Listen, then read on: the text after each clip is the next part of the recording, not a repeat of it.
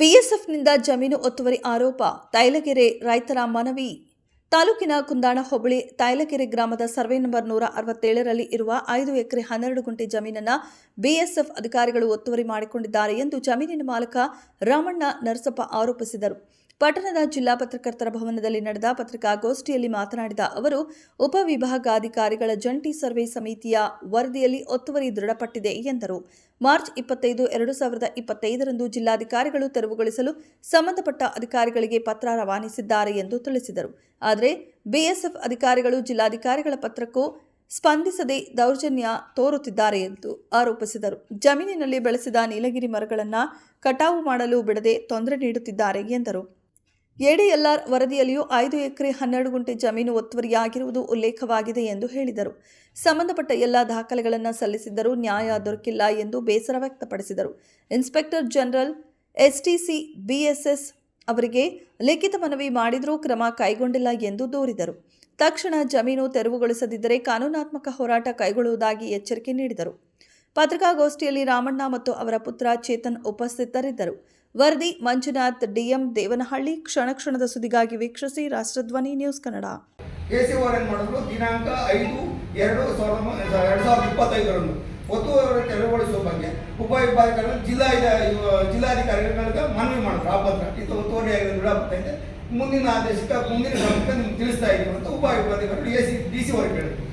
DC ಅವರು ಉಪವಿಭಾಗಾಧಿಕಾರಿಗಳ ಜಂಟಿ survey ಸಮಿತಿ ವರದಿ ಮತ್ತು ಇದರಲ್ಲಿ 167ರಲ್ಲಿ 5 ಎಕರೆ 12 ಗುಂಟೆ ಒತ್ತುವರಿ ಆಗಿರೋದು ಕೂಡ ಅದು ಸ್ಕೆಚ್ ಕೊಟ್ಟು ಅವರೇ ಉಪವಿಭಾಗಾಧಿಕಾರಿಗಳು ಎಲ್ಲರೂ ಸೇರಿ ಸಮಿತಿ ಮಾಡಿಬಿಟ್ರು. ಅದರಿಂದ ಇನ್ನು ತೆರವುಗೊಳಿಸ್ಬಿಡ್ರಿ ಅಂದ್ಬಿಟ್ಟು ಯಾರು ಮಾಡಿದ್ರು 25/3/2025ರಂದು ಕಮಾಂಡೆಂಟ್ ಸಬ್ಸ್ dairy training centre base of post Yelahanka ವರ್ಗ ಜಿಲ್ಲಾಧಿಕಾರಿಗಳು ಲೆಟರ್ ಮಾಡಿದ್ರು, ನೀವು ಒತ್ತುವರಿನ ಇನ್ನು ಜಮೀನು ಖಾಲಿ ಮಾಡ್ರಿ.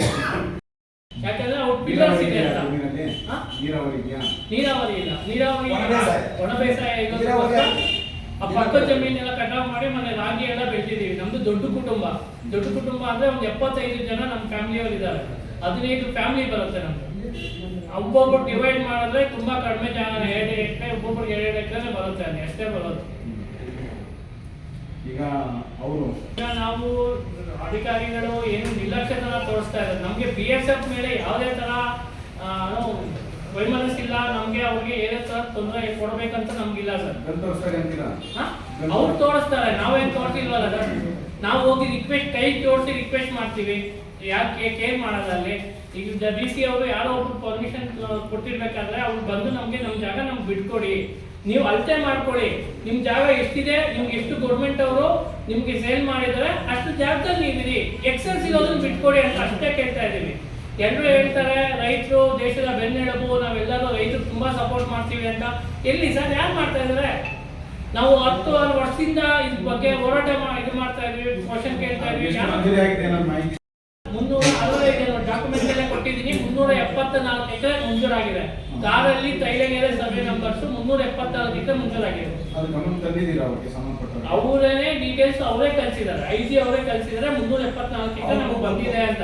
ಅವರು ಡಿಜಿಟಲ್ ಸರ್ವೆ ಮಾಡಿಸಿದ್ದಾರೆ. ಅವ್ರಿಗೂ ಗೊತ್ತು ಅವ್ರು 20 ಇಂದ 30 ಎಕರೆ ಎಕ್ಸೆಸ್ ಅಲ್ಲಿ ಇದ್ದಾರೆ ಅಂತ. ಬಟ್ ಅವರು ನಮ್ಗೆ ಯಾಕೆ, ನಾವೇನಕ್ಕೆ ಮುಂದೆ ಹೋಗೋಣ, ನಮಗ್ ಬೇಕಾಗಿಲ್ಲ, ನಾನಿರೋದು 2 ವರ್ಷ, ನಾನು ಅವಧಿ ಮುಗಿಸ್ಕೊಂಡು ಹೋದ್ರೆ ನನಗೆ ಸಾಕು ಅನ್ನೋ ಅಂತ ನಿರ್ಲಕ್ಷ್ಯತನ. ಇಲ್ಲಿ ಬೇರೆ ಇನ್ನೇನಿಲ್ಲ, ಬರೀ ನಿರ್ಲಕ್ಷ್ಯತನ.